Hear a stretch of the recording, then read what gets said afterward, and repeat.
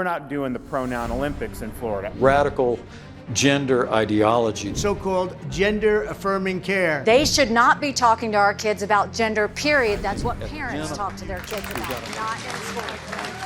I mean, the idea that we have biological boys playing in girls' sports, it is the women's issue of our time. Participation in women's sports ought to be limited to the gender at one's birth. I will ask Congress to pass a bill establishing that the only genders recognized by the United States government are male and female, and they are assigned at birth. When you have someone swim on the men's team for 3 years and switch to the women's team and somehow win the championship, that took a championship away from a woman swimmer. The bill will also make clear that Title IX prohibits men from participating in women's sports. Biological males should not be allowed to participate against biological females. Do you think we need a federal law? I would support making sure that women compete against women and men compete against men. We do support fairness in women's sports. We'll sign a new executive order instructing every federal agency to cease all programs that promote the concept of sex and gender transition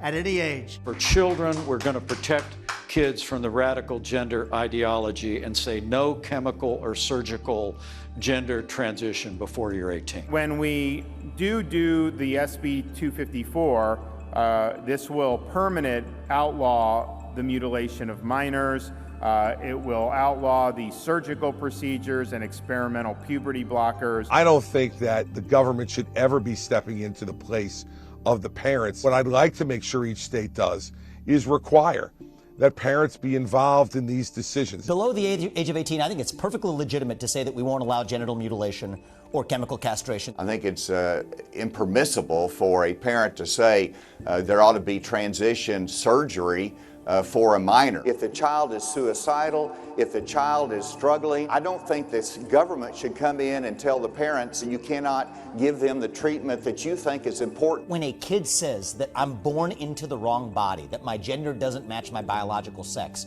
more often than not, that is a case of a mental health disorder. I will direct the FDA to investigate whether transgender hormone treatments and ideology increase the risk of extreme depression, aggression, and even violence. I think most of us already know the answer, don't we?